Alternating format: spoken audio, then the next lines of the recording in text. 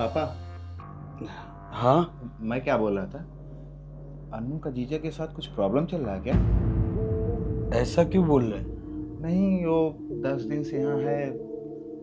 अरे वो उसका घर है, जब तक चाहे तब तक रहे। नहीं, वो तो रहे, उसका घर ही है, लेकिन मुझे लगता है कि जीजा में और अन्नू में कुछ अनबन है। अरे ऐसी बात है तो उससे पूछ ले एक बार। अरे मैं कैसे पूछूंगा, आप पूछिए ना।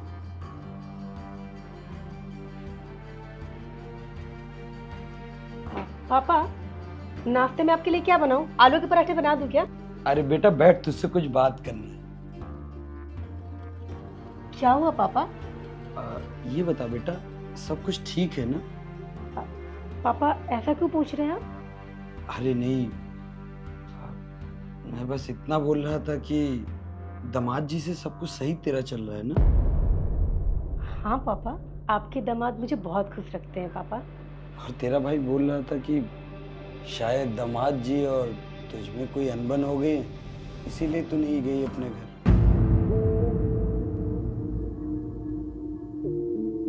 अच्छा ये बात है। मैं भी जिस दिन से आई हूँ ना पापा, उसी दिन से भैया और भाभी की आंखों में मैं चुभ रही हूँ। हाँ, अरे नहीं बेटा, ऐसी कोई बात नहीं है। वो तेरे बारे में सोच रहे थे इसलिए पूछे। सब ठीक है ना? पापा सब ठीक है, वो मुझे बहुत खुश रखते हैं। शायद आप लोगों को याद नहीं हो, आज ही के दिन माँ बीमार पड़ी थी और फिर कुछ दिनों में माँ इस दुनिया से चली गई। और जब माँ इस दुनिया से गई ना, उस टाइम मैं उनके पास नहीं थी। उस चीज़ का अफसोस मुझे हमेशा रहता है और यही सोच के मैं यहाँ दौड़ के चली आती हूँ। तो मुझे ऐसा लगा कि आप अपने आप को अकेला महसूस करेंगे, आप माँ को याद करेंगे, इसलिए मैं आ गई कि आपके साथ थोड़ा वक्त बिताऊंगी। और मैं ये नहीं चाहती कि अगर आपको कभी कुछ हो जाए और मैं आपसे ना मिल पाऊँ तो मैं कैसे जी पाऊंगी। पापा अब आपकी भी उम्र ढल रही है, बस इसी लालच में आ जाती हूँ कि आपके साथ थोड़ा वक्त गुजार लूं। लेकिन पापा लड़कियां बोझ क्यों होती हैं? अरे बेटा, किसने कहा कि लड़कियां बोझ होती हैं? होती हैं पापा, शादी से पहले भी, शादी के बाद भी। शादी से पहले अरे इसकी जल्दी शादी कर दो ताकि ये अपने घर चली जाए, और शादी के बाद अगर गलती से भी 2 से 3 दिन मायके में रुक जाए तो घर से बाहर तक कानाफूसी होने लगती है कि अरे सास से झगड़ा तो नहीं हुआ, अरे इसके पति के साथ इसका अच्छा चल रहा है ना, कहीं इसका रिश्ता तो नहीं टूट रहा। पापा, जिस घर में हम पैदा हुए, हंसे खेले, सबके साथ रहे, उस घर से लगाव रहता है, इंसान भूल नहीं पाता, इसलिए बार बार चले आते हैं। वैसे भी पापा, माँ बाप के जाने के बाद तो मायका रहता ही नहीं है। आप जब तक हो तब तक आ रही हूँ, उसके बाद तो पता नहीं।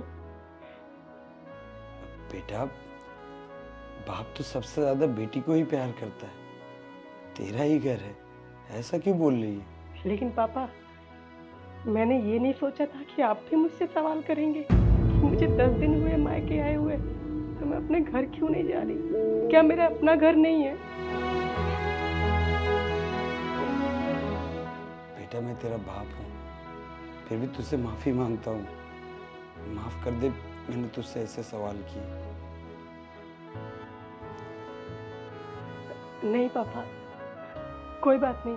पापा, मैं इनको फ़ोन कर देती हूँ, अभी आ जाएंगे तो मैं चली जाऊंगी। अरे नहीं बेटा, तुझे जाने की कोई जरूरत नहीं। बेटा, तेरी माँ की बरसी आ रही है, तुझे तो याद ही है ना। और ऐसे वक्त पे अगर तू चली जाएगी तो मुझ बूढ़े आदमी को कौन संभालेगा बेटा? तू यहीं पे रुकना। नहीं पापा, मैंने अपने घर पे माँ की बरसी के लिए पूजा रखवाई है और मैं चाहती हूँ कि आप वहाँ आएँ और अपने हाथ से पूजा करें। मैं तो बस आपके लिए यहाँ पे आई थी। मुझे जाने दीजिए।